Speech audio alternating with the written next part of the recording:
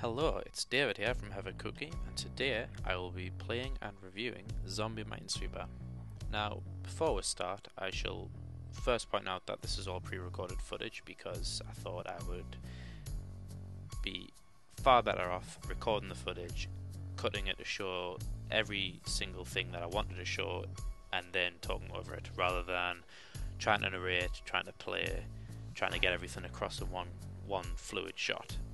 The second thing is that the version I'm playing now is an old version which is available online, and the current version is available on the iPhone and iPad. Now, this version is free, the iPad iPhone isn't, but you get so much more, and I will go into that in more detail later on. So, Zombie Minesweeper. What we have here is a combination of two genres. We have the Minesweeper, well, we'll say it's a Minesweeper genre. It's one game, but it's one game that has stayed the same pretty much for a long time. And we have the zombie game genre, which, I mean, you can't really exist in this day and age without having to have played at least one zombie game. Both concepts, both genres are easy to get. You kill zombies and survive, or you try and find mines and survive. So survival is the key element here, and it is the key element in Zombie Minesweeper. We have not so much traditional looking Minesweeper grid, which you have to navigate with the additional pressure of zombies trying to eat your brains. Now, it works pretty much the same as normal Minesweeper. You walk around instead of clicking to identify numbers. Those numbers show you the location of the mines if you can work it out easy enough, and you have to use that information that it gives you to navigate your way to the end of the level. Once you think you know where a mine is, you can place a flag there.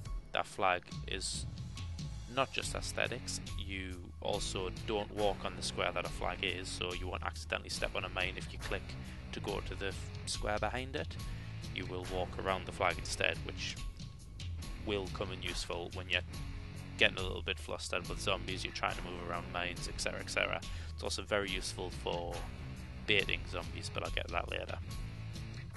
Whilst you are hindered by the zombies in the game, you're also helped out by the equipment. There are 3 different types of equipment in the game.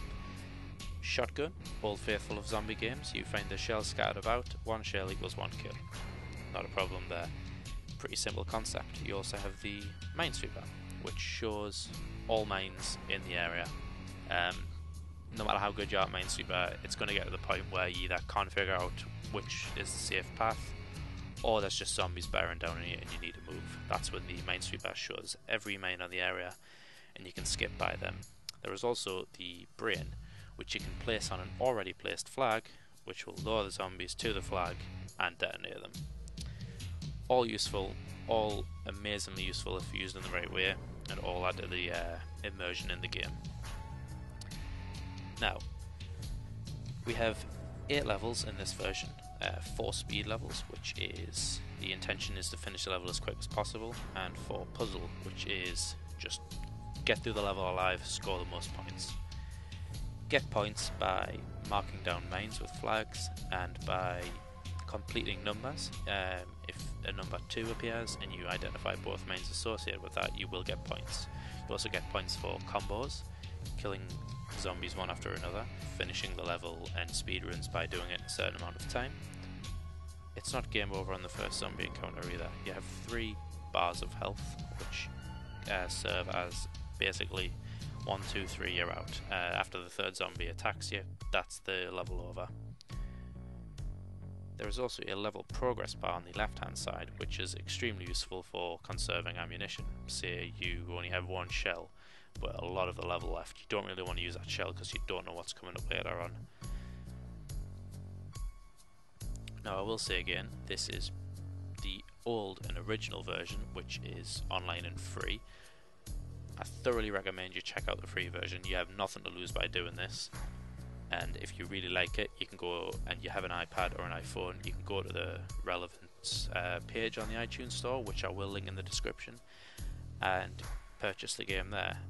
I will point out that I'm not getting any kind of royalties or anything from this. I just really love the game and I'd really like to see it do well and hopefully get released on more platforms that I can use. But yeah, that is it. I could ramble on forever about this game and how good it is, but I will let you play it and decide that for yourself. I've been David, Forever Cookie, and hope you enjoy the game.